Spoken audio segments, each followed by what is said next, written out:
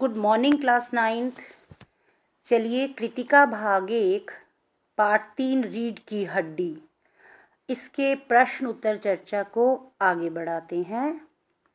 अगला प्रश्न है, रीढ़ की हड्डी एकांकी का क्या उद्देश्य है, बताएं। बच्चों, रीढ़ की हड्डी एक उद्देश्यपूर्ण एकांकी है। इस एकांकी में लेखक ने स्पष्ट किया है कि लड़के और लड़की में भेदभाव करना उचित नहीं है। लड़की भी उच्च शिक्षा के साथ साथ सम्मान की भी अधिकारिणी है। विवाह के नाम पर उससे तरह तरह के सवाल पूछकर उसे अपमानित करना उचित नहीं है, अर्थात सर्वथा अनुचित है। आज लड़कियां भी लड़कों के ही समान उच्च शिक्षा प्राप्त कर रही हैं, अतः उन्हें भी उचित सम्मान मिलना चाहिए। लेखक ने गोपाल प्रसाद जैसे रूढ़िवादी विचारधारा के लोगों पर प्रहार भी किया है। ऐसे लोग जो नारी को समस्त अधिकारों से वंचित रखना चाहते हैं और उसे अपमानित करते हैं, उन्हें स्वयं अपमानित होना पड़ता है। इस प्रकार लेखक ने इस एकांकी में लड़के और लड़की का भेदभाव समाप्त करते हुए शंकर जैसे लड़कों की अपेक्षा उमा जैसी लड़की की समाज की आवश्यकता बताई है, अर्थात आज उमा जैसी लड़कियों की समाज को ज्यादा आवश्यकता है यदि हम समाज में सुधार करना चाहते हैं।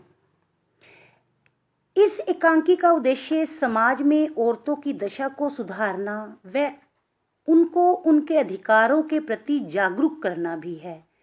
यह एकांकी उन लोगों की तरफ उंगली उठाता है जो समाज में स्त्रियों को जानवरों या सामान से ज्यादा कुछ नहीं समझते, जिनके लिए वह घर में सजाने से ज्यादा कुछ नहीं है। यह एकांकी औरत को उसके व्यक्तित्व की रक्षा करने का संदेश देती है और कई सीमा तक उस उद्देश्य में सफल भी रही है। अगला प्रश्न है, समाज में महिलाओं को उचित गरिमा दिलाने हेतु आप कौन कौन से प्रयास कर सकते हैं। कहते हैं ना, यत्र नार्यस्तु पूज्यते रमन्ते तत्र देवता, अर्थात जहां नारी की पूजा होती है वहां देवता निवास करते हैं।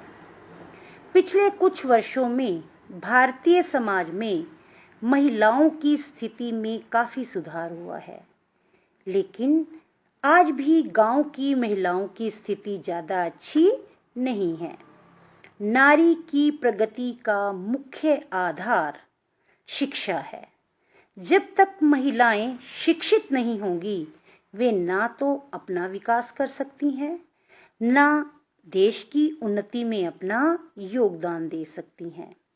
अतः सर्वप्रथम नारी को शिक्षित किया जाना चाहिए। नारी को पुरुष के समान अधिकार और सम्मान दिलाने के लिए समाज को जागरूक किया जाना चाहिए। महिलाओं को अपनी इच्छा अनुसार हर क्षेत्र में आगे बढ़ने का प्रोत्साहन देना चाहिए। अपने समाज की महान एवं विदुषी स्त्रियों का उदाहरण समाज की महिलाओं के समक्ष प्रस्तुत करना चाहिए। समाज में महिला को समान भागीदारी दिलवाने के लिए प्रयत्न करना चाहिए। लड़कियों का विवाह बिना दहेज लिए व दिए हो, इस विषय पर भी हम कार्य कर सकते हैं।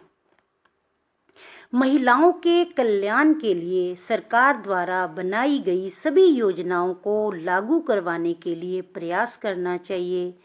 प्रत्येक महिला को इसका लाभ मिलना चाहिए और हम सबको यह याद रखना चाहिए कि यदि महिलाएं विकसित और उन्नत नहीं हैं, तो देश के उज्जवल भविष्य की कभी कामना भी नहीं की जा सकती।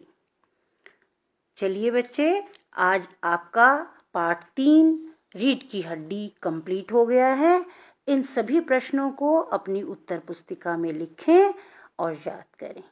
Thank you.